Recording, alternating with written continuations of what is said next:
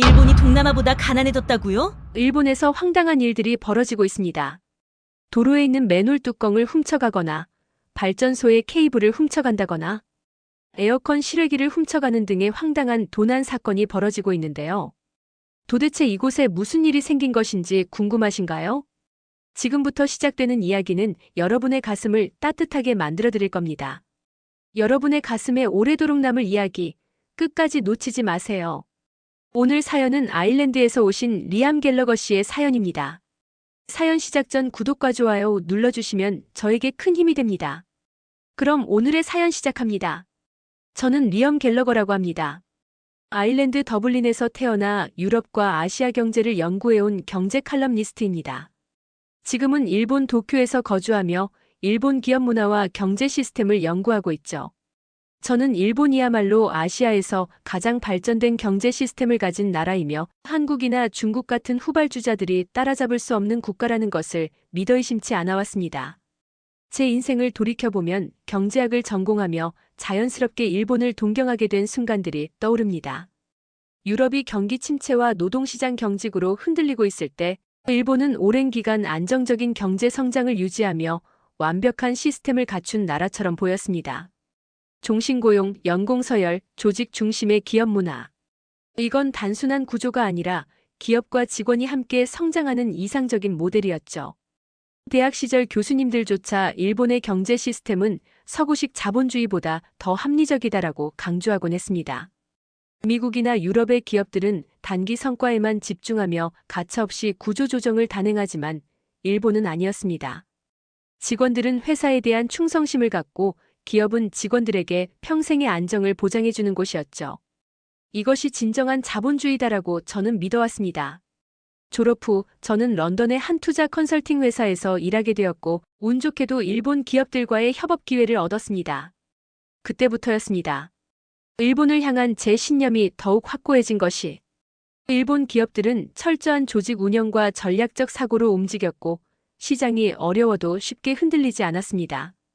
반면 한국과 중국 기업들은 단기적인 성공에 집착하며 무리한 확장과 변덕스러운 의사결정으로 결국 한계를 드러낼 것이라고 생각했습니다. 그래서 저는 결심했습니다. 일본으로 가야겠다. 직접 그들의 시스템을 배우고 경험해야 한다. 2005년 저는 도쿄로 이주해 일본 대기업들의 경영 방식을 연구하기 시작했습니다. 그리고 확신하게 됐죠. 일본이야말로 아시아의 중심이며 한국과 중국은 절대 일본을 뛰어넘을 수 없다는 것을요. 그 당시만 해도 일본 경제는 이미 버블 붕괴 이후에 장기 침체를 겪고 있었지만 저는 그것이 단순한 조정 과정일 뿐이며 결국 일본이 다시 정상의 자리로 돌아올 것이라 믿어 의심치 않았습니다. 그리고 한국. 솔직히 말해서 제가 보기엔 일본을 흉내내는 나라에 불과했습니다. 한국의 경제 성장은 일본의 기술과 시스템을 모방한 결과일 뿐 결코 독자적인 발전을 이룬 것이 아니다. 저는 이 생각을 칼럼을 통해 적극적으로 피력했습니다. 한국의 기업들은 일시적인 성과에 집착하며 장기적으로는 지속 가능성이 부족하다. 한국은 자국 내수 시장이 약하기 때문에 해외 수출에 의존할 수밖에 없으며 이는 결국 취약한 경제 구조를 의미한다. 한국의 급성장은 결국 일본이 먼저 닦아놓은 길을 따라온 것에 불과하다. 제 칼럼은 일본 경제계에서 꽤 인기를 끌었고 많은 일본 기업인들과 학자들이 제 의견에 동조했습니다. 역시 서구의 경제 전문가도 한국보다는 일본이 우월하다는 걸 인정하는구나. 이런 반응이 이어졌고 저는 더욱 확신을 가지게 됐습니다. 하지만 최근 몇 년 사이 제가 예상하지 못한 이상한 기류가 일본 사회에서 감지되기 시작했습니다. 일본이 한국을 부러워하고 있다. 이게 도대체 무슨 말인가 싶었습니다. 일본 기업들이 한국 기업의 경영 전략을 참고한다는 기사들이 나오고 일본 젊은이들 사이에서 한국에서 일하고 싶다는 분위기가 형성되고 있었습니다. 일본 내 서점에서는 한국 경제 성공의 비결 같은 책들이 베스트셀러가 되고 일본 언론에서도 한국의 반도체 산업과 전기차 시장에 대한 분석이 쏟아지기 시작했습니다. 처음에는 황당했습니다. 한국이 일본을 따라잡았다니 말도 안 되는 소리다. 하지만 저는 객관적인 데이터를 중시하는 경제 분석가입니다. 아무리 믿고 싶지 않아도 실제 상황을 외면할 수는 없었습니다. 그래서 저는 직접 확인해 보기로 했습니다. 정말 일본이 한국을 부러워하고 있는지, 그게 사실이라면 그 이유가 무엇인지. 솔직히 말해, 저는 아직도 한국이 일본을 뛰어넘을 수 있다고는 생각하지 않습니다. 다만 일본 내부에서 이처럼 이상한 변화가 일어나고 있다면 그 원인을 반드시 알아내야 한다고 생각했습니다. 그리고 저는 일본 전역을 돌며 일본 기업과 시민들을 직접 만나 인터뷰를 시작했습니다. 하지만 그 과정에서 저는 도저히 믿을 수 없는 장면들을 마주하게 됩니다. 그동안 제가 믿어왔던 일본 경제의 위상, 일본이 아시아 최강국이라는 신념이 송두리째 흔들릴 만큼 충격적인 장면들 말이죠. 도대체 일본에서는 무슨 일이 벌어지고 있는 걸까요? 일본이 정말 한국을 부러워하고 있는 걸까요? 아니, 그보다 더 심각한 상황이 벌어지고 있는 걸까요? 저는 이 질문에 대한 답을 찾기 위해 본격적인 취재를 시작하게 되었습니다. 저는 일본 경제의 현실을 확인하기 위해 신주쿠로 향했습니다. 세계적인 대도시, 일본 경제의 중심부인 이곳에서조차 불황이라는 단어가 피부로 느껴질 정도로 분위기가 무거웠습니다. 도심 한복판에서조차 눈에 띄는 변화들이 보였습니다. 어디선가 긴 줄이 늘어서 있었습니다. 처음에는 유명한 라멘집이라도 생긴 줄 알았습니다. 하지만 가까이 가서 본 순간 저는 말을 잃었습니다. 사람들이 기다리고 있던 건 반값빵이었습니다. 설마 일본에서 이렇게까지 해야 하는 상황이 온 겁니까? 정장 차림의 직장인들이, 단정한 옷을 입은 중년 여성들이, 그리고 할아버지 할머니들까지 빵 몇 개를 더 싸게 사기 위해 길게 줄을 서 있었습니다. 그들의 표정에는 창피함이 묻어 있었습니다. 누군가는 고개를 숙였고 누군가는 마스크를 깊숙이 눌러 쓴 채 자신의 얼굴을 가렸습니다. 저는 순간 한기가 느껴졌습니다. 이게 정말 세계 2위 경제 대국이었던 일본의 현실이란 말입니까? 저는 더욱 깊이 알아보기 위해 주변을 둘러보기 시작했습니다. 그리고 또 한 번 충격적인 광경을 마주했습니다. 한 편의점 앞, 퇴근길 정장 차림의 직장인들이 도시락 코너 앞에서 망설이고 있었습니다. 그들은 도시락을 집었다가 내려놓고 다시 집었다가 내려놓기를 반복했습니다. 그들이 바라보고 있는 것은 다름 아닌 가격표였습니다. 할인 스티커가 붙을 때까지 기다리는 건가? 잠시 후 편의점 직원이 남은 도시락에 반값 할인 스티커를 붙이기 시작하자 그 순간을 기다렸던 사람들은 빠르게 움직였습니다. 몇몇은 서로 먼저 집으려고 눈치를 봤고 어떤 사람은 천천히 움직이면서도 손을 뻗어 마지막 도시락을 낚아챘습니다. 정말 믿을 수 없는 광경이었습니다. 과거 일본이 자랑했던 풍요로운 중산층 사회는 어디로 간 것입니까? 더욱 충격적인 것은 이 광경이 특정 지역에서만 벌어지는 일이 아니라는 점이었습니다. 같은 날 저녁 도쿄 외곽 지역에 위치한 초저가 슈퍼마켓에 들렀습니다. 거기서는 500엔 약 5,000원짜리 도시락을 사기 위해 수십 명의 일본인들이 줄을 서 있었습니다. 한 중년 남성이 도시락을 들고 나오던 모습을 보고 저는 용기를 내어 말을 걸었습니다. 실례합니다. 혹시 인터뷰 가능하실까요? 남성은 처음에는 당황한 듯 했지만 곧 고개를 끄덕이며 조용히 입을 열었습니다. 솔직히 부끄럽습니다. 예전에는 이런 걸 사려고 줄을 선다는 건 상상도 못했습니다. 그는 38세의 IT 엔지니어 다케시였습니다. 한때 일본 경제의 중심 산업이었던 IT 업계에서 일하며 안정적인 삶을 살았다고 했습니다. 하지만 몇 년 전부터 회사의 실적이 급격히 악화되었고 월급이 동결되었으며 이제는 생활 수준을 낮추지 않으면 버틸 수 없는 상황이 되었다고 했습니다. 이제는 점심 한 끼도 아껴야 합니다. 요즘 회사 동료들도 다들 500엔짜리 원코인 도시락을 먹어요. 예전에는 편의점 도시락이라도 살 수 있었는데 이제는 그것도 사치가 돼버렸어요. 도시락 하나를 사면서도 망설이고 할인 스티커를 기다리며 시간을 보내야 하는 상황. 일본이 한때 세계에서 가장 잘 사는 나라 중 하나였다는 것을 생각하면 이건 정말 도저히 믿을 수 없는 현실이었습니다. 그런데 저는 더욱 놀라운 사실을 알게 되었습니다. 일본의 직장인들이 생활고를 겪고 있는 이유는 단순히 경기 침체 때문이 아니었습니다. 이 나라의 평균 실질 임금은 무려 30년째 그대로였습니다. 일본의 평균 임금은 1990년대와 거의 차이가 없음. 반면 한국과 싱가포르, 대만 등의 임금은 꾸준히 상승하여 일본을 추월함. 기업들은 수익을 내고 있지만 직원들에게 돌아가는 몫은 거의 없음. 우리는 평생 같은 회사에서 일할 수 있다고 배웠어요. 하지만 그게 이렇게 큰 함정이 될 줄은 몰랐죠. 다케시의 말이 제 머릿속을 강타했습니다. 일본은 변화하지 않았습니다. 그리고 그 결과 세계 경제의 흐름에서 점점 뒤처지고 있었습니다. 더 이상 일본은 아시아의 절대 강자가 아니었습니다. 그리고 일본인들조차 이제는 인정하고 있었습니다. 이제 일본은 한국보다 못 사는 나라가 됐어요. 임금도 기술도 문화도 다 밀렸습니다. 저는 여전히 한국이 일본을 뛰어넘었다는 말을 믿고 싶지 않았습니다. 하지만 도쿄 한복판에서 직접 본 현실은 그동안 제가 믿어왔던 모든 신념을 송두리째 흔들어 놓고 있었습니다. 도대체 일본에서는 무슨 일이 벌어지고 있는 것인지 감조차 잡히지 않을 지경이었습니다. 그리고 더 충격적인 사실이 있었습니다.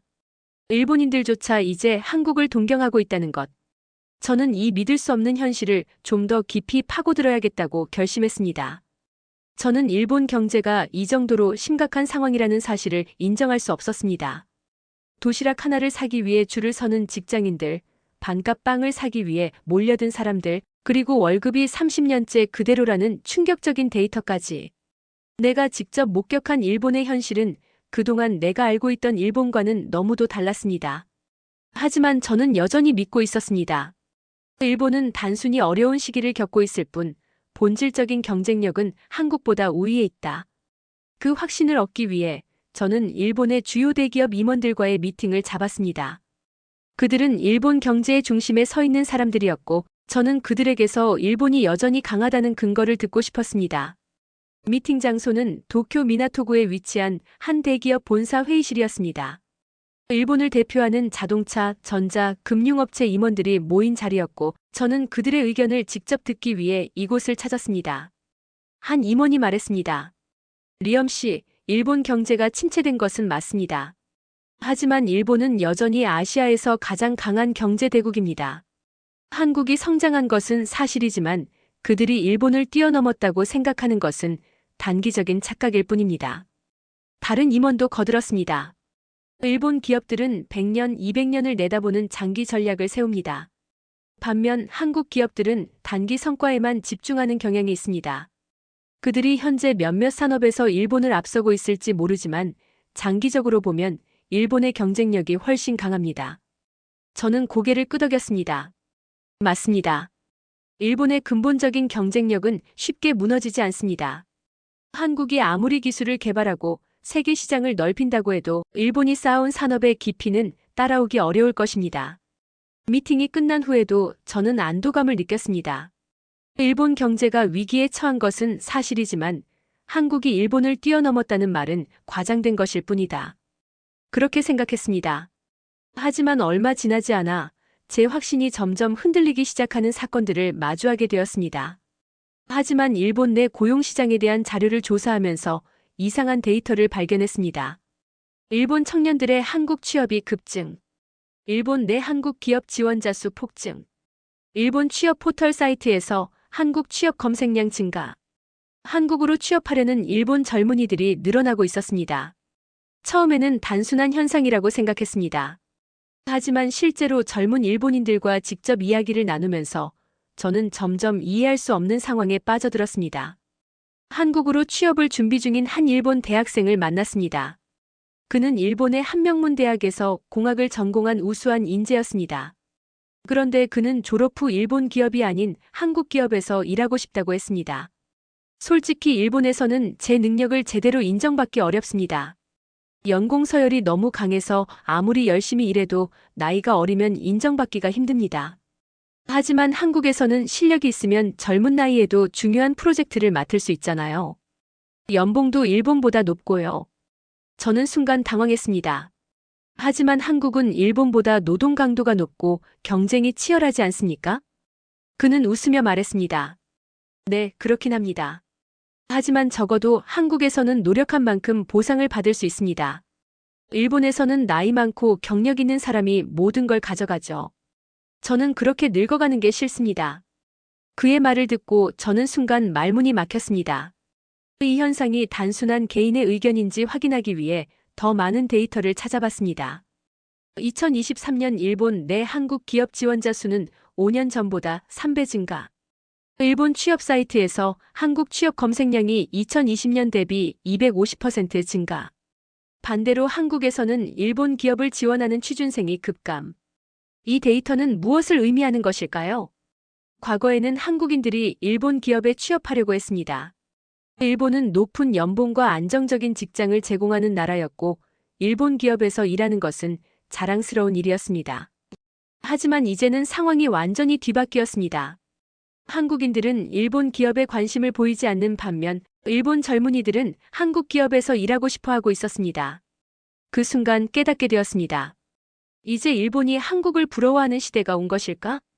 일본 내 젊은이들의 취업 트렌드가 왜 이렇게 변했는지 더 깊이 파악하기 위해 일본 경제 전문가들을 만나보기로 했습니다. 그중 한 일본 대학 교수와의 인터뷰에서 잊지 못할 충격적인 말을 듣게 되었습니다. 이제 일본이 한국을 배우고 있습니다. 이게 현실입니다. 순간 귀를 의심했습니다. 죄송하지만 교수님, 일본이 한국을 배운다고요? 교수는 조용히 고개를 끄덕이며 말을 이어갔습니다. 예전에는 한국이 일본의 경제 모델을 참고했습니다. 하지만 이제는 거꾸로 일본이 한국의 시스템을 연구하고 있습니다. 특히 IT, 전기차, 반도체 산업에서는 일본이 한국을 따라가지 못하고 있습니다. 도저히 받아들일 수 없었습니다. 하지만 일본은 여전히 세계 3위 경제대국이고 한국보다 GDP도 훨씬 크지 않습니까? 교수는 한숨을 쉬며 답했습니다. GDP 숫자가 중요한 게 아닙니다. 실질적인 성장 가능성이 중요하죠. 일본은 30년째 제자리 걸음입니다. 반면 한국은 앞으로도 계속 성장할 겁니다. 그 순간 강한 충격을 받았습니다. 그동안 한국이 일본을 따라잡을 수 없다고 생각했습니다. 한국의 경제 성장은 일시적인 거품이며 일본은 여전히 아시아 최강국이라는 확신이 있었습니다. 하지만 지금 일본 내부에서도 한국을 배우려 한다는 말을 듣고 보니 제 신념이 송두리째 흔들리기 시작했습니다. 일본은 한국을 따라잡을 수 있다. 이렇게 믿어왔던 제 확신이 이제는 깨져버리는 걸까요? 이 변화의 흐름을 더 깊이 조사해야겠다고 결심했습니다. 일본이 한국을 따라가려 한다는 사실이 점점 명확해지고 있었습니다. 최근 일본 내 한국 기업들의 영향력이 급속도로 커지고 있었습니다. 한때 일본 시장에서 외국 기업은 철저히 배척받았지만 이제는 상황이 완전히 달라졌습니다. 삼성, LG, 현대 같은 한국 기업들의 일본 내 채용 공고에는 수백 명의 일본인 지원자가 몰리고 있었습니다. 몇 년 전까지만 해도 일본에서 한국 기업에 지원하는 것은 드문 일이었습니다.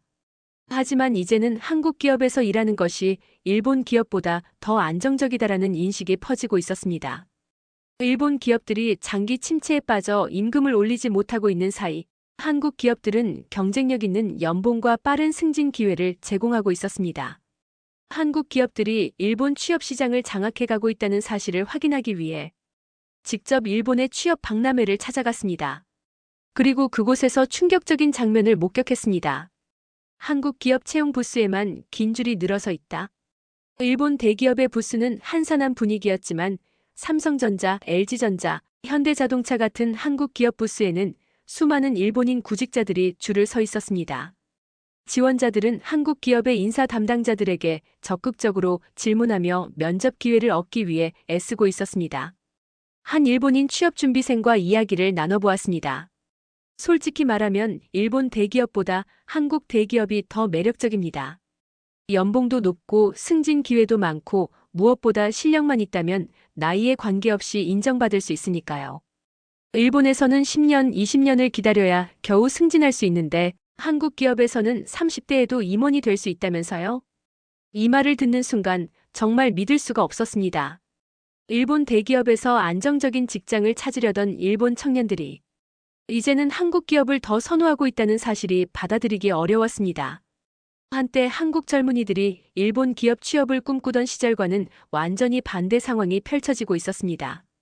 그뿐만이 아니었습니다. 일본 서점에는 한국에서 취업하는 법이라는 책이 등장. 한국어 학원 등록자 수가 급증하며 한국어를 배우려는 일본인들이 늘어남. 일본 방송에서 한국 경제 성공 사례를 소개하는 프로그램이 방영됨. 얼마 전까지만 해도 일본 언론에서는 한국 경제를 깎아내리는 보도를 일삼았습니다. 하지만 이제는 분위기가 달라졌습니다. 한국의 산업 경쟁력을 분석하고 일본이 배워야 할 점을 조명하는 방송이 늘어나고 있었습니다. 일본 내 한 경제 프로그램을 시청하던 중 출연한 전문가가 이런 발언을 했습니다. 한국은 빠르게 변화하며 혁신을 거듭하는 나라입니다. 반면 일본은 변화를 두려워하며 기존 시스템을 유지하는 데 급급합니다. 이제 일본이 한국을 배워야 할 때입니다. 이 말을 듣는 순간 다시 한번 큰 충격을 받았습니다. 일본은 그동안 아시아에서 가장 앞서가는 나라였습니다. 한국이 일본을 벤치마킹하고 따라오는 것이 당연하다고 생각했습니다. 그런데 지금은 정반대의 상황이 펼쳐지고 있었습니다. 일본 기업들도 이런 변화를 감지하고 있었습니다. 한국의 성공적인 마케팅 전략, 빠른 의사결정 구조, 유연한 기업 문화를 도입하려고 하고 있었지만 문제는 속도였습니다.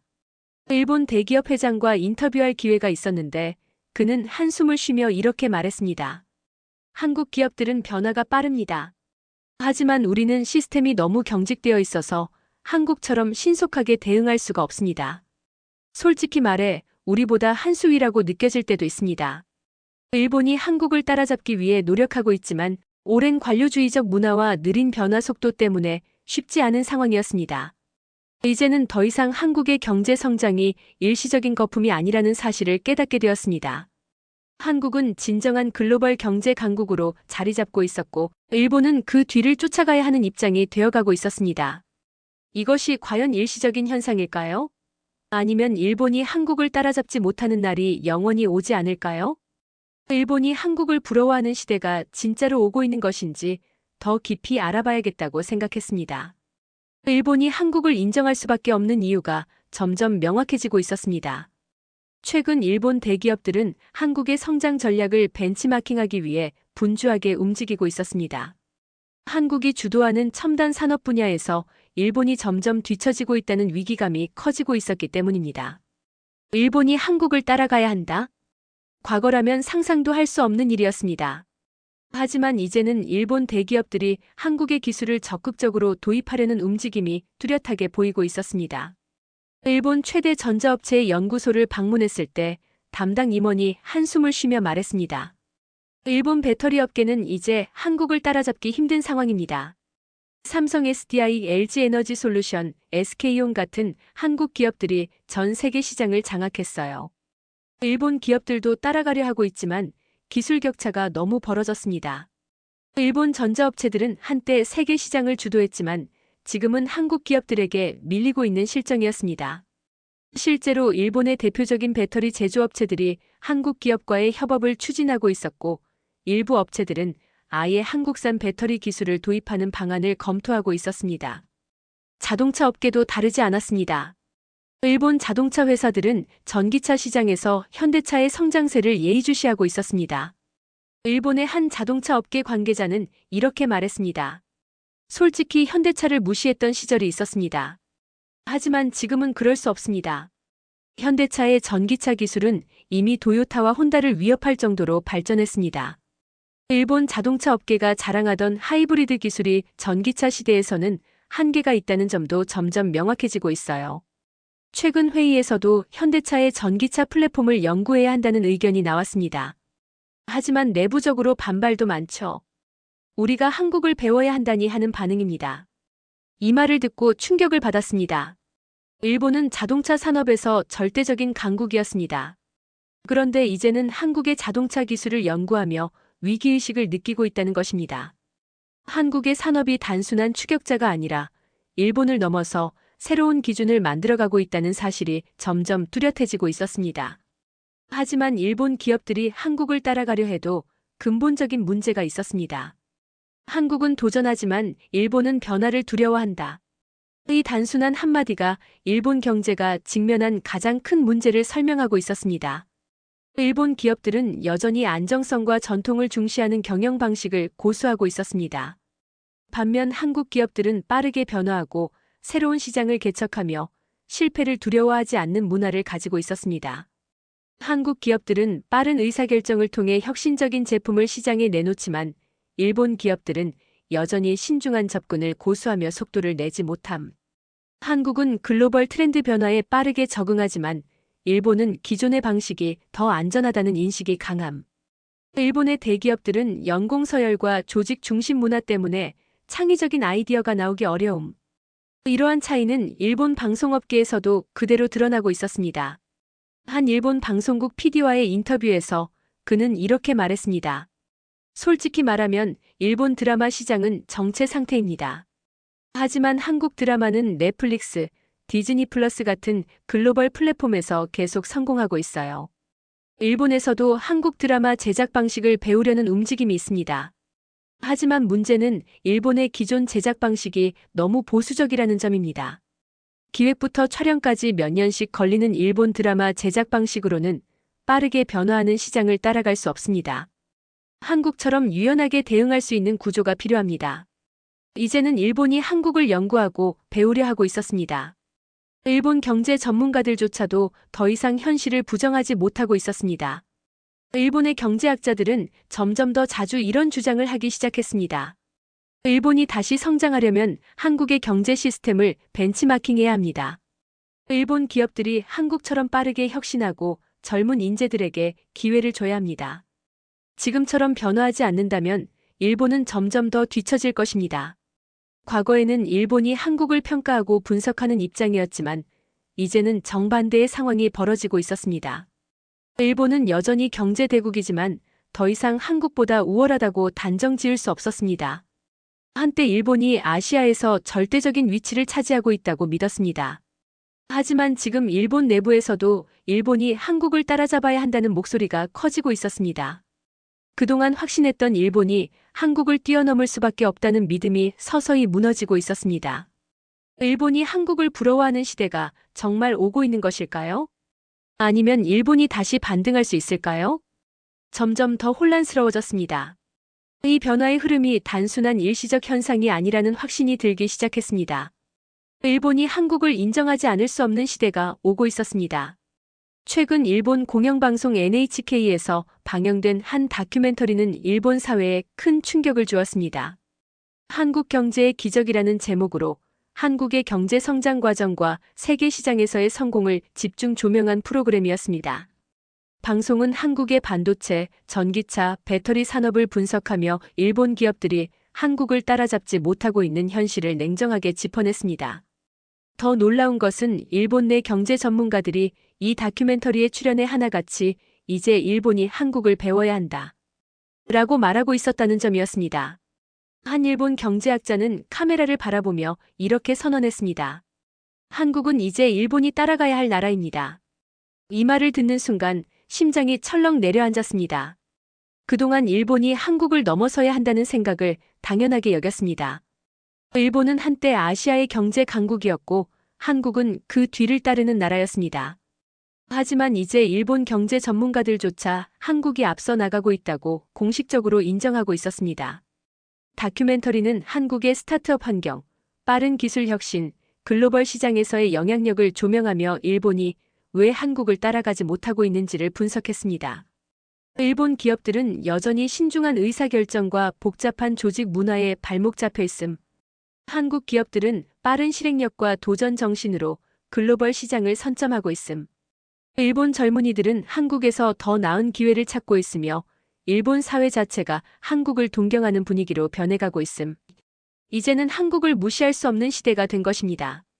NHK 다큐멘터리가 방영된 후 일본의 주요 경제신문들도 한국을 분석하는 기사를 연이어 내보내기 시작했습니다.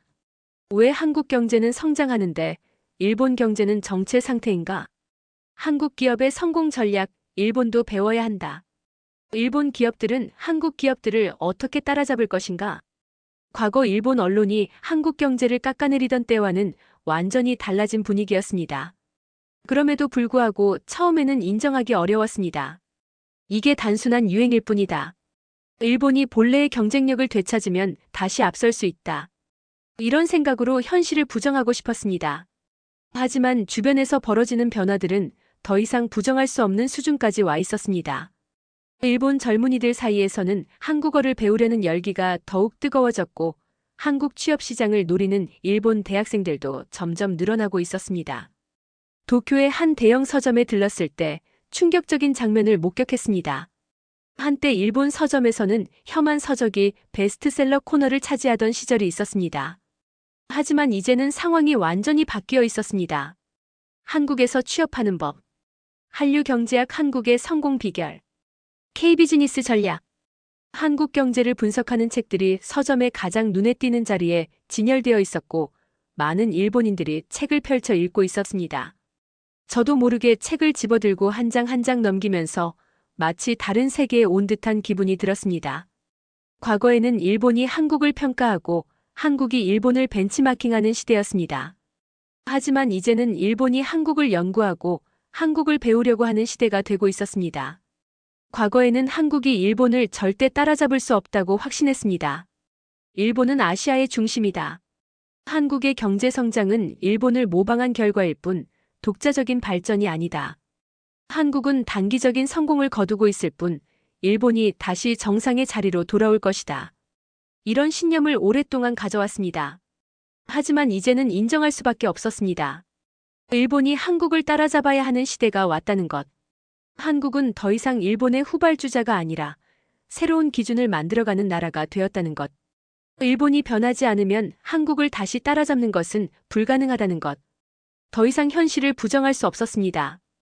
도쿄 한복판에서 일본인들이 한국을 연구하고 한국 기업에 취업하기 위해 경쟁하는 모습을 직접 목격했습니다. 일본 대기업들이 한국을 벤치마킹하고 일본 경제 전문가들이 한국을 따라잡아야 한다고 주장하는 시대가 오고 있었습니다. 이제는 일본이 한국을 부러워하는 시대가 되었습니다. 과거에는 상상조차 할 수 없던 변화가 현실이 되어가고 있었습니다. 일본이 한국을 무시하던 시대는 끝났습니다. 도쿄 곳곳에서 마주한 변화들을 떠올리며 확신할 수밖에 없었습니다. 한때 일본이 한국을 깔보던 시절이 있었습니다. 한국은 일본의 산업을 모방하는 나라에 불과하며 일본이 닦아놓은 길을 따라오는 후발주자라는 인식이 당연하게 받아들여졌습니다. 하지만 이제는 상황이 완전히 뒤바뀌었습니다. 이제는 일본이 한국을 배우고 있었습니다. 기업들은 한국의 혁신적인 경영 방식을 연구하고 젊은이들은 한국 기업에서 일하기 위해 한국어를 배우고 방송국들은 한국의 콘텐츠 제작 방식을 벤치마킹하고 있었습니다. 일본 경제 전문가들조차 한국을 따라잡아야 한다고 공식적으로 인정하는 시대가 왔습니다. 이 모든 변화를 목격하며 한 가지 확신이 들었습니다. 한국이 앞으로도 계속 성장하는 한 일본뿐만 아니라 전 세계가 한국을 인정할 수밖에 없을 것이다. 지금 일본에서 벌어지고 있는 변화는 단순한 유행이 아닙니다. 한 나라의 경제와 문화가 얼마나 강력한 힘을 가질 수 있는지를 보여주는 명백한 증거였습니다. 한국은 더 이상 일본의 뒤를 쫓는 나라가 아니다. 오히려 일본이 한국을 따라가야 하는 시대가 왔다. 그리고 이 흐름은 앞으로도 계속될 것입니다. 한류가 단순한 유행으로 끝나지 않았듯 한국의 경제 성장도 일시적인 현상이 아닙니다. 한국이 계속해서 도전하고 혁신하고 새로운 길을 개척하는 한 일본을 비롯한 세계 각국은 한국을 인정하고 배울 수밖에 없을 것입니다.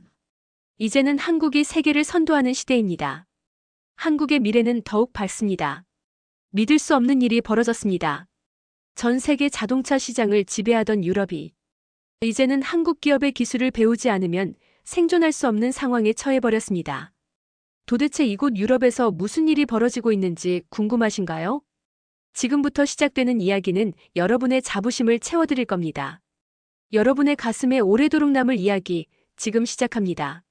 오늘 사연은 독일에서 오신 마르틴 슈미트 씨의 사연입니다. 사연 시작 전 구독과 좋아요 눌러주시면 영상 제작에 큰 힘이 됩니다. 그럼 오늘의 사연 시작합니다. 저는 마르틴 슈미트입니다. 독일에서 태어나고 자란 저는 어릴 때부터 자동차에 대한 남다른 애정을 가지고 있었습니다. 제가 태어난 곳은 슈투트가르트, 벤츠와 포르쉐 본사가 있는 독일 자동차 산업의 심장부였습니다. 제 아버지는 자동차 정비사였고 어머니는 작은 카페를 운영하며 우리 가족을 부양하셨습니다. 아버지는 평생을 자동차와 함께한 분이었습니다. 그는 늘 기름때가 묻은 손으로 자동차를 만지며 말했습니다. 마르틴, 자동차는 단순한 기계가 아니야. 사람들의 삶을 바꾸는 물건이지. 어릴 적부터 아버지의 작업장을 뛰어다니며 자랐습니다. 엔진이 돌아가는 소리를 듣는 것이 마치 심장 박동처럼 익숙했고 차를 정비하는 아버지를 보면서 자연스럽게 자동차의 구조를 익혀 나갔습니다. 주말이면 아버지와 함께 클래식카 정비를 하며 시간을 보냈고 저는 차에 대해 점점 더 깊은 관심을 가지게 되었습니다. 학교를 졸업할 때쯤 저는 고민에 빠졌습니다. 자동차를 좋아했지만 단순히 정비사가 되는 것보다 자동차를 설계하고 미래의 기술을 만드는 사람이 되고 싶다는 꿈이 생겼습니다. 결국 저는 독일에서 가장 권위 있는 공과대학 중 하나인 미넨 공과대학에서 기계공학을 전공하기로 결심했습니다. 대학 시절 저는 독일 자동차 산업이 세계에서 어떻게 발전해왔는지를 깊이 배우게 되었습니다. 독일 자동차 산업은 단순한 제조업이 아니었습니다. 정밀함과 혁신, 그리고 기술력으로 세계를 선도하는 분야였습니다. 독일의 자동차는 단순한 이동수단이 아니라 예술이자 철학이었습니다. The best of nothing. 최고가 아니면 만들지 않는다. Freude am Fahren. 운전의 즐거움, Vorsprung durch Technik. 이 기술을 통한 진보, 이것이 바로 독일 자동차 브랜드들이 세계를 지배할 수 있었던 이유였습니다. 벤츠는 세계 최초의 자동차를 만든 회사였고 BMW는 최고의 주행 성능을 갖춘 차를 만들었으며 아우디는 첨단 기술을 적용한 혁신적인 모델을 선보였습니다. 독일 자동차 회사들은 세계에서 가장 까다로운 기준을 가지고 있었고 그 기준을 맞추기 위해 수많은 연구와 개발을 거듭해왔습니다. 독일 자동차 산업이 성장해온 과정을 보면 저는 항상 자부심을 느꼈습니다. 독일은 20세기 초반까지만 해도 영국과 미국에 비해 자동차 산업이 뒤처져 있었습니다. 하지만 제2차 세계대전 이후 독일은 자동차 산업을 재건하며 세계 최강의 자동차 강국으로 거듭났습니다. 이렇게 성장한 독일 자동차 산업의 한가운데에서 저는 BMW 엔지니어로서 경력을 쌓아갔습니다. 대학을 졸업한 후 저는 BMW의 연구개발 R&D 부서에 입사했고 엔진 성능과 차량의 내구성을 연구하는 팀에서 일하기 시작했습니다. 제가 BMW에서 일하는 동안 저는 항상 독일 자동차가 최고라는 자부심을 가지고 있었습니다. 우리는 세계에서 가장 완벽한 차를 만든다. 우리 기술력은 미국, 일본보다 우위에 있다. 이것이 제가 믿어왔던 신념이었습니다. 하지만 이 신념이 무너지는 순간이 올 것이라고는 상상도 하지 못했습니다. 전기차 시대가 본격적으로 도래하면서도 저는 확신하고 있었습니다. 독일 자동차 산업은 여전히 세계 최고이며 앞으로도 이 지위를 유지할 거라고 말입니다. 벤츠, BMW, 아우디, 폭스바겐 우리는 오랜 역사와 전통을 가진 자동차 강국이었고 품질과 기술력에서 누구도 따라올 수 없는 수준이었습니다. 테슬라가 전기차 시장을 개척했을 때도 저는 그저 단순한 유행이라고 생각했습니다. 자동차는 단순한 이동수단이 아니라 정밀한 엔지니어링의 결정체였습니다.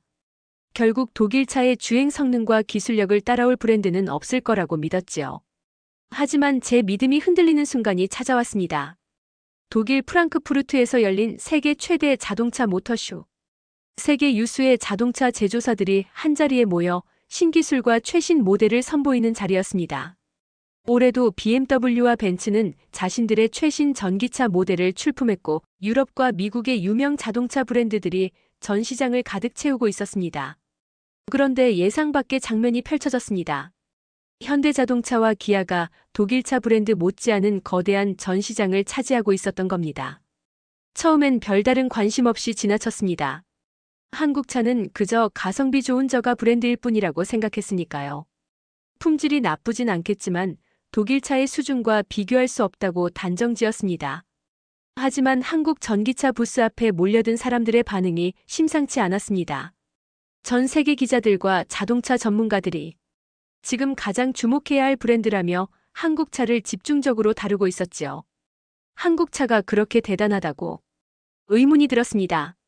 그래서 현대자동차의 신형 전기차를 직접 경험해보기로 했습니다. 차량에 탑승하는 순간 저는 무언가 이상하다는 걸 느꼈습니다. 이건 내가 알던 한국차가 아니다. 가장 먼저 놀라운 점은 배터리 충전 속도였습니다. 한국 전기차는 초고속 충전 기술을 적용해 단 18분 만에 배터리의 80%를 충전할 수 있었습니다. 18분 만에?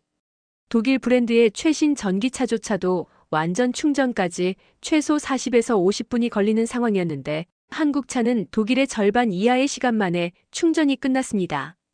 이유는 명확했습니다. 한국산 배터리 기술이 세계 최고 수준이었기 때문입니다. 삼성 SDI, LG 에너지 솔루션, SK 하이닉스까지 한국의 배터리 기업들이 글로벌 시장을 장악하고 있었고 유럽 자동차 브랜드들조차 한국 배터리를 쓰지 않으면 전기차를 만들 수 없는 상황이었습니다. 독일에서도 배터리 기술을 개발하려 했지만 한국 기업들과의 기술 격차는 너무나도 컸습니다. 우리가 배터리 기술에서 한국을 따라잡지 못하면 전기차 시장에서 살아남을 수 없다. 이 사실을 깨닫는 순간 제 자부심이 흔들리기 시작했습니다. 전기차를 운전하며 자율주행 기능을 시험해봤습니다. 원래 독일 브랜드들은 고속주행에서의 안정성을 자랑했습니다. 하지만 자율주행 기술은 아직 완벽하지 않았고 급정지 오류나 차선 유지, 불안정 같은 문제들이 종종 발생했습니다. 그런데 한국 차를 직접 운전해 본 순간 저는 또 한 번 충격을 받았습니다. 이건 거의 완벽한 자율주행인데? 차량이 스스로 차선을 유지하고 부드럽게 곡선 구간을 돌며 신호와 속도 제한을 정확하게 인식하고 있었습니다. 특히 AI 기반의 스마트 센서 기술이 적용되어 돌발 상황에서도 반응 속도가 독일 차보다 훨씬 빠르게 작동했습니다. 독일에서도 자율주행 기술을 연구하고 있었지만 여전히 불완전한 상태였습니다. 그런데 한국 차는 이미 실제 도로에서 적용할 수 있을 정도의 완벽한 기술을 갖추고 있었습니다. 우리가 아직 연구 단계에 있는 기술을 한국은 이미 상용화하고 있다고 충격이 가시지 않았습니다. 잠깐, 한국 자동차의 기술이 이렇게까지 발전했다면 이제 차를 이용하는 방식도 달라져야 하지 않을까요? 저는 한국 차량 내부를 둘러보았습니다. 한국 전기차는 디지털 시스템이 완전히 차원이 달랐습니다. 운전석에서 차량 전체를 제어할 수 있는 AI 시스템, 터치스크린 디스플레이, 음성 인식 기술, 그리고 OTA 업데이트까지 독일 차의 전통적인 디자인과 달리 미래지향적인 인터페이스와 최첨단 기술이 조화를 이루고 있었습니다. 이건 마치 스마트폰 같은 자동차다.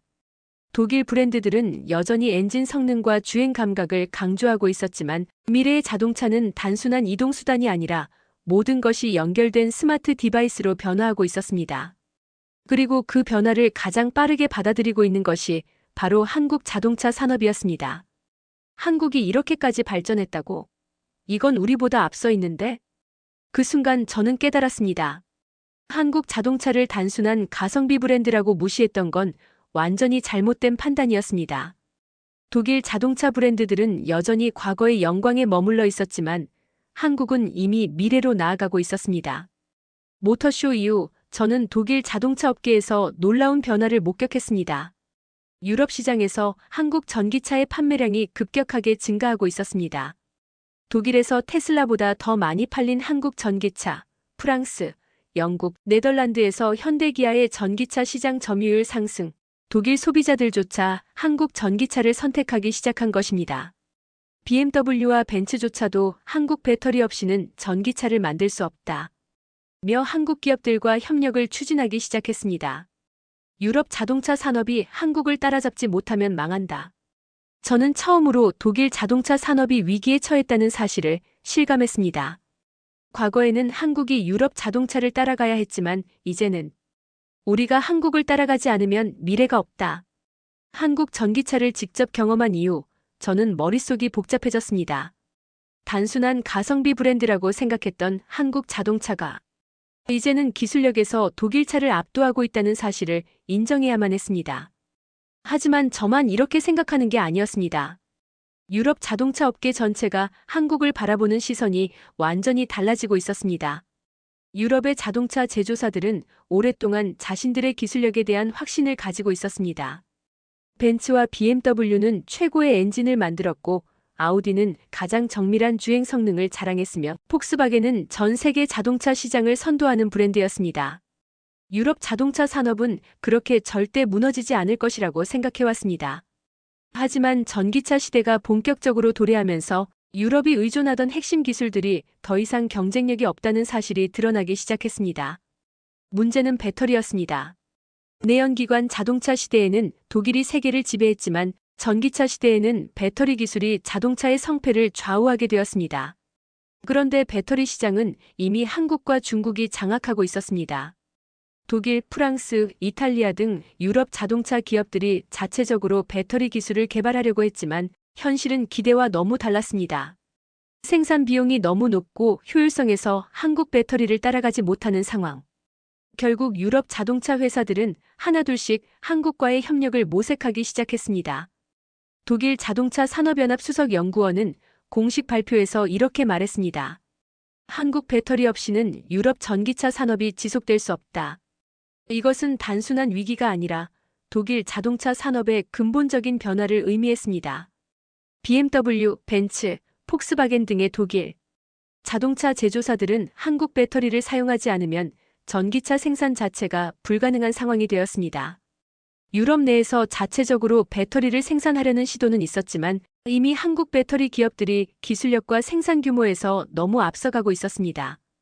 유럽의 배터리 개발이 한국을 따라잡으려면 최소 10년 이상이 필요하다는 분석까지 나왔습니다. 이제는 독일의 전기차 공장에서도 한국 배터리를 주문하기 위해 줄을 서고 있었습니다.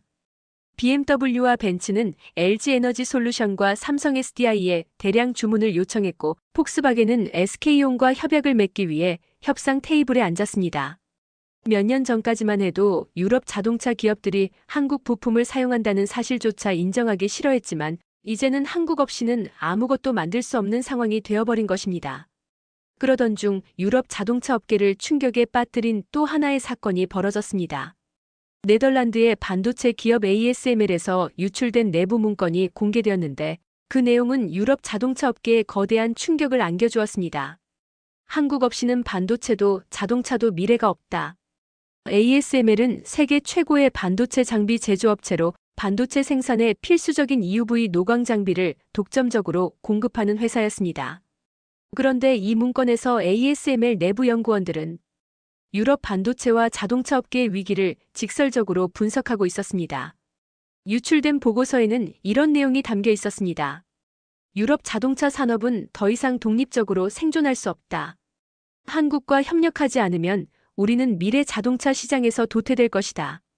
전기차, 반도체, 배터리 모든 핵심 기술에서 한국이 앞서가고 있다. 이 보고서가 공개되자 유럽 자동차 업계는 패닉에 빠졌습니다. 유럽의 자동차 제조사들은 이제 선택해야 했습니다. 한국과 협력할 것인가, 아니면 전기차 시장에서 완전히 도태될 것인가. 결국 유럽의 주요 자동차 기업들은 하나둘씩 한국 기업들과의 협력을 공식 발표하기 시작했습니다.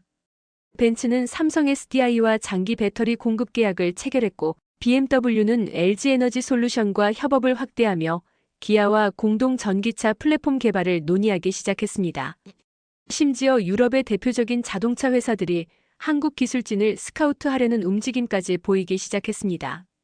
독일의 자동차 전문가들은 이제 공개적으로 말하고 있었습니다. 우리가 한국을 따라가야 한다고. 불과 몇 년 전만 해도 상상도 못했는데 몇 년 전까지만 해도 한국은 유럽 자동차 산업의 하청업체처럼 여겨졌습니다. 하지만 이제는 상황이 완전히 뒤바뀌었습니다. 유럽 자동차 업계는 더 이상 한국을 무시할 수 없는 상황이 되었습니다. 오히려 한국이 없으면 유럽 자동차 산업이 유지될 수 없는 시대가 도래한 것입니다. 이제는 유럽의 자동차 제조사들이 한국 기업과 협력하기 위해 줄을 서고 있었습니다. 한국이 없으면 전기차를 만들 수도 없고 반도체가 없으면 첨단 운전자 보조 시스템조차 제대로 작동하지 않는 현실. 유럽 자동차 업계는 이제 한국 기술 없이는 단 한 걸음도 나아갈 수 없다는 사실을 깨닫고 있었습니다. 하지만 이것이 단순히 시작에 불과하다는 사실을 그들은 아직 모르고 있었습니다. 이제는 유럽이 한국을 배우고 따라가야 하는 시대가 온 것입니다.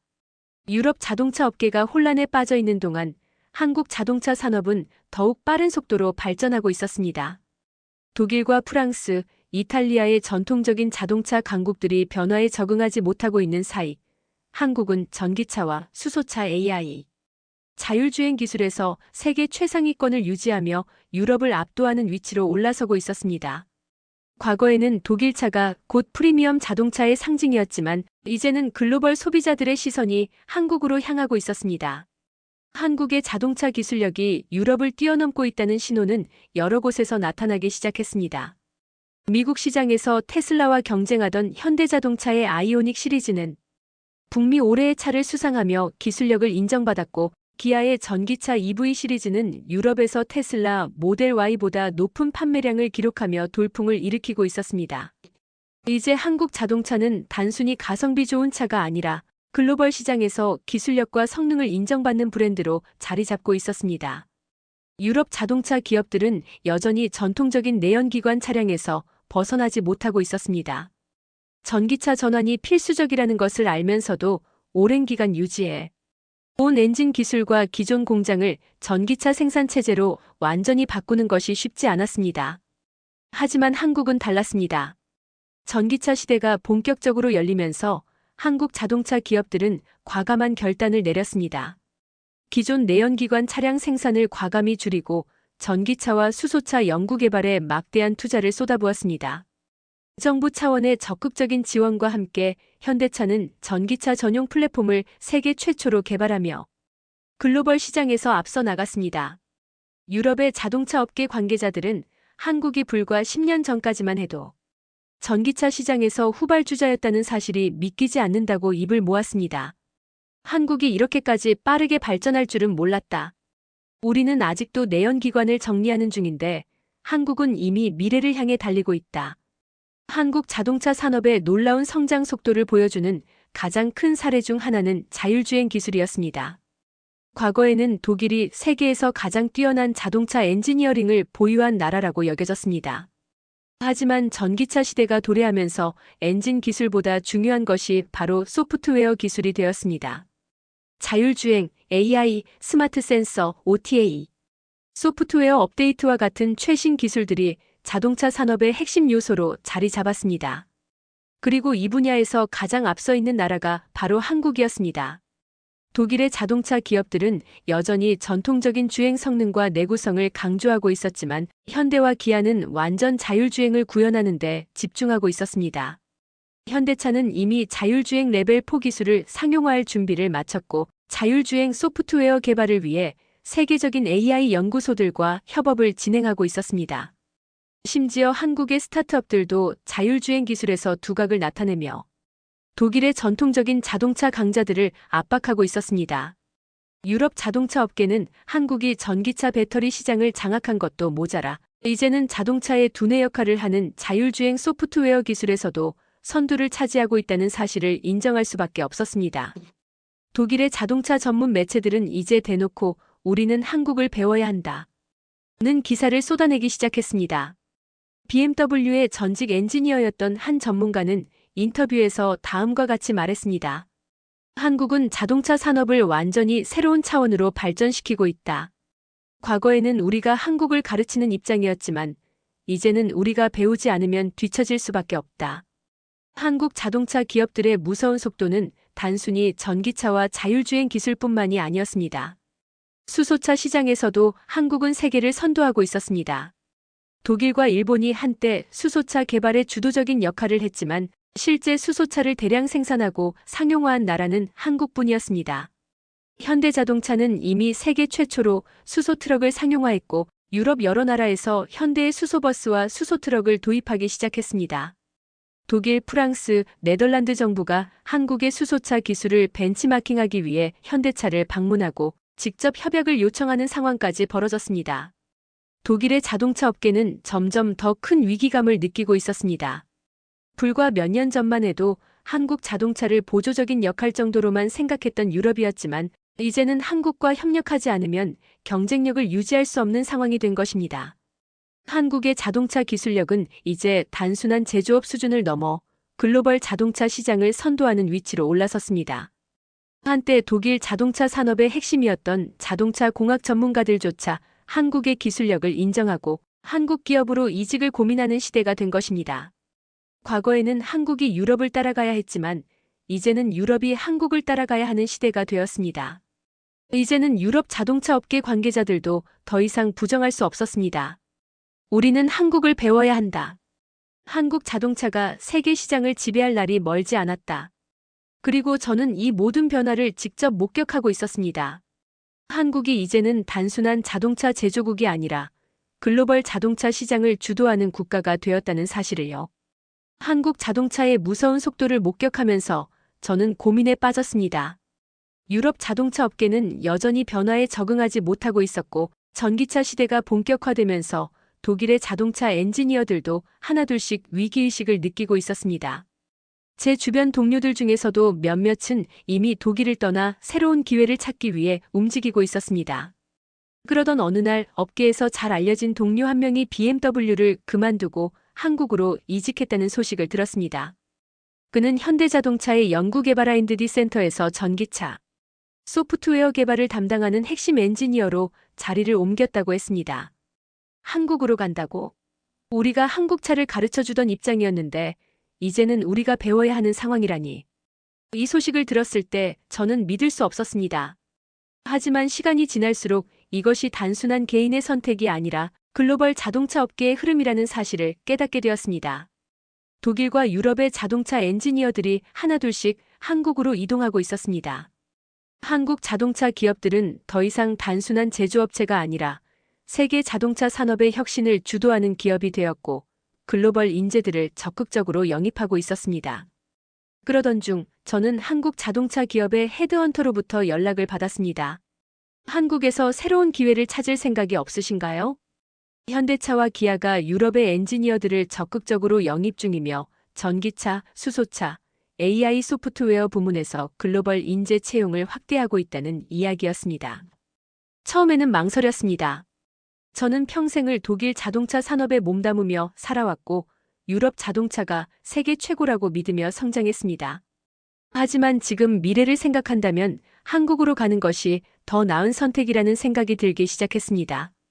유럽 자동차 업계가 변화를 두려워하며 뒤처지고 있는 동안 한국 자동차 기업들은 과감한 투자와 빠른 의사결정으로 미래를 향해 나아가고 있었습니다.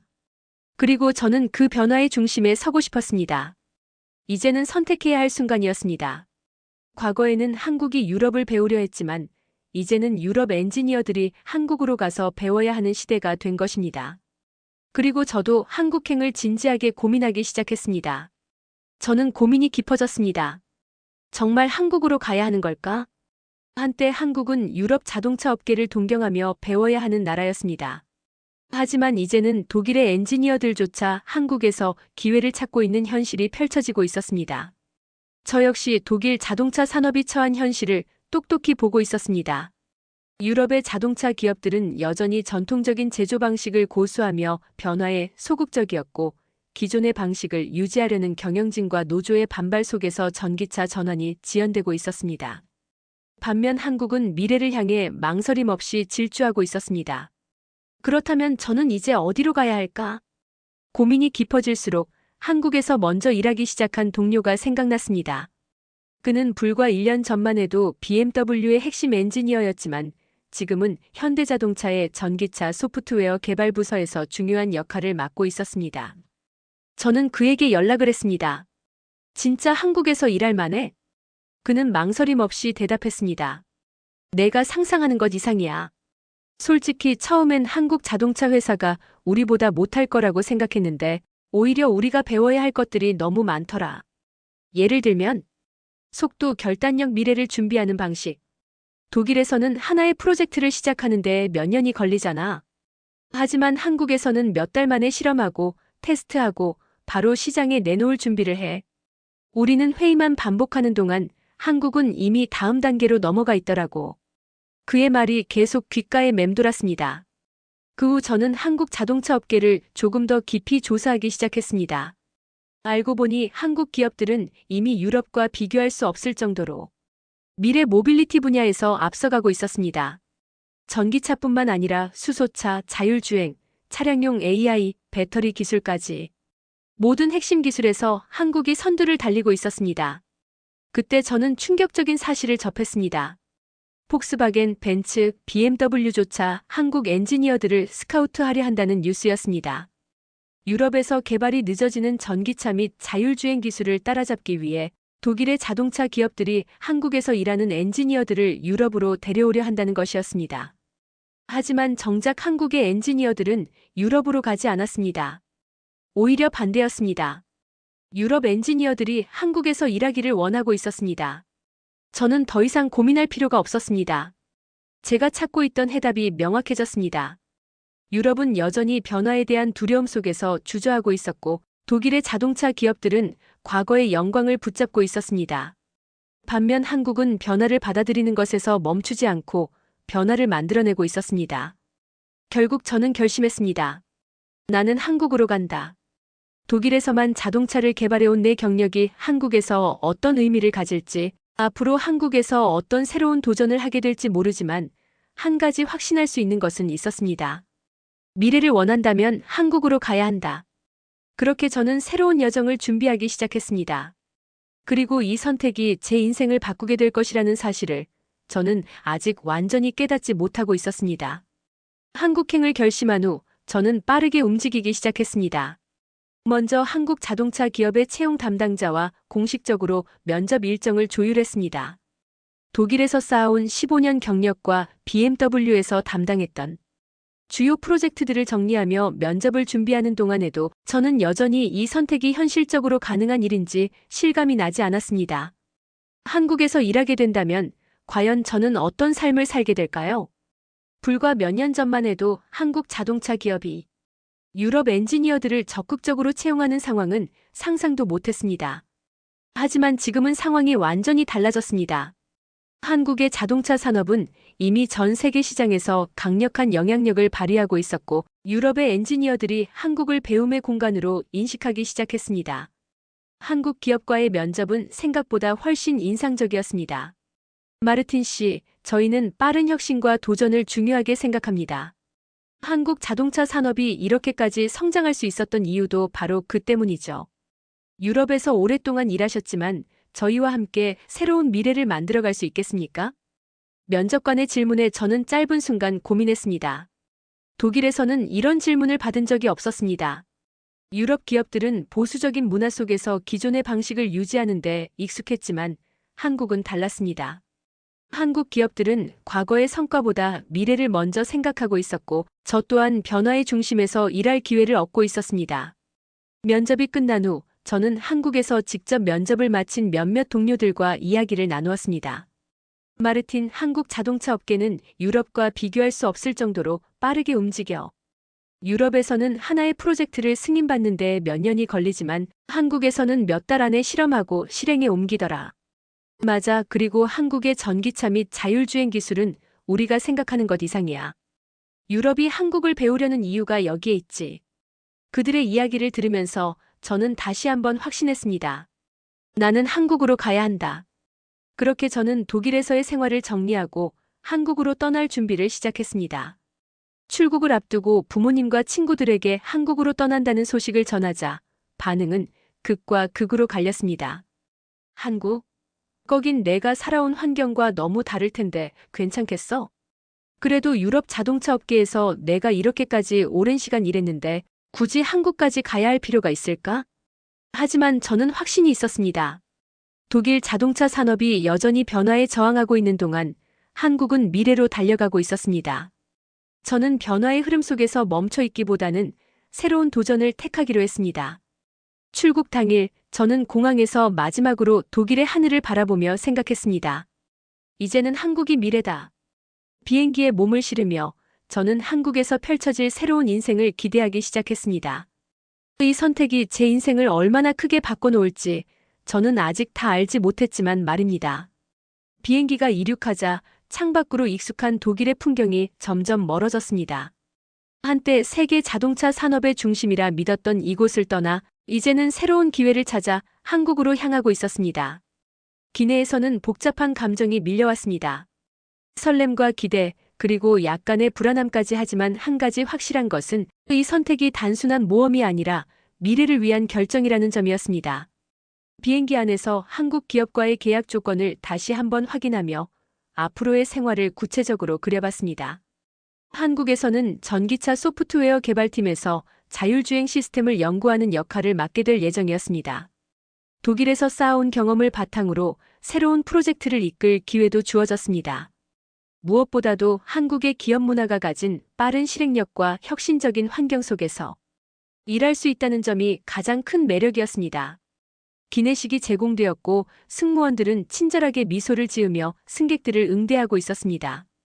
저는 문득 독일에서 경험했던 항공 서비스와 비교하게 되었습니다. 독일에서는 서비스보다는 효율성을 강조하는 경우가 많았지만 한국 승무원들은 세심한 배려와 친절함을 보여주고 있었습니다. 그 작은 차이에서도 한국의 문화적 특성이 느껴졌습니다. 10시간이 넘는 비행 끝에 드디어 인천국제공항에 도착했습니다. 비행기에서 내리는 순간 공항 내부의 모습이 눈에 들어왔습니다. 넓고 현대적인 디자인, 깨끗한 바닥, 그리고 효율적으로 움직이는 입국 심사 시스템. 유럽의 공항에서는 볼 수 없었던 질서정연한 분위기와 빠른 서비스가 인상적이었습니다. 입국 심사를 마치고 공항을 나서자 한국의 대중교통 시스템을 직접 경험할 차례였습니다. 공항에서 시내까지 이동하기 위해 공항 철도를 탔는데 차량 내부는 조용하고 깔끔했습니다. 좌석 옆에는 스마트폰 충전이 가능한 USB 포트가 설치되어 있었고 무료 와이파이도 제공되고 있었습니다. 독일에서는 지하철이나 기차를 탈 때 불편한 점이 많았지만 한국의 대중교통 시스템은 기술적으로도 앞서 있었고 무엇보다 깨끗하고 편리했습니다. 전철 창문 밖으로 보이는 서울의 야경은 또 다른 충격이었습니다. 독일에서는 보기 힘든 초고층 빌딩들이 늘어서 있었고 밤늦은 시간임에도 불구하고 거리는 활기가 넘쳤습니다. 저는 한국이 단순히 경제 성장만 이룬 것이 아니라 삶의 질과 도시 인프라에서도 이미 유럽을 앞서고 있다는 사실을 직접 체감하기 시작했습니다. 숙소에 도착한 후 저는 창밖을 바라보며 생각했습니다. 이곳이 정말 내 새로운 삶의 무대가 되는구나. 이제부터는 단순한 방문이 아니라 한국에서의 새로운 시작이었습니다. 제가 독일에서 경험했던 자동차 산업과는 완전히 다른 혁신과 도전의 현장이 기다리고 있을 것입니다. 그리고 저는 그 변화의 한가운데 서게 될 것입니다. 아직 모든 것이 낯설었지만 한 가지는 확실했습니다. 이곳에서 나는 유럽에서는 경험하지 못했던 새로운 미래를 맞이하게 될 것이라는 것을요. 창밖으로 보이는 서울의 야경을 바라보며 저는 깊은 숨을 내쉬었습니다. 몇 년 전만 해도 한국에서 일하게 될 거라고는 상상도 못했습니다. 하지만 이제 저는 이곳에서 새로운 시작을 준비하고 있습니다. 한국 자동차 산업의 변화 속에서 저는 제 경험과 기술을 최대한 발휘해 미래를 만들어가고 싶습니다. 솔직히 말하면 아직도 많은 것들이 낯섭니다. 언어도 문화도 그리고 새로운 환경도. 하지만 저는 확신합니다. 한국이야말로 전 세계 자동차 산업의 미래를 선도하는 곳이며 이곳에서 저는 새로운 도전을 할 기회를 얻었습니다. 이제 저는 유럽이 아닌 한국에서 제 커리어를 이어갑니다. 새로운 환경에서 새로운 사람들과 함께 저는 한 걸음씩 나아가 보려 합니다. 한국 여러분, 제 선택이 옳았던 걸까요? 앞으로 한국에서 펼쳐질 저의 새로운 도전을 응원해 주세요. 여러분의 응원이 제게 큰 힘이 될 것입니다. 그리고 언젠가 저도 이곳에서 자랑스러운 한국의 일원이 될 수 있기를 바랍니다.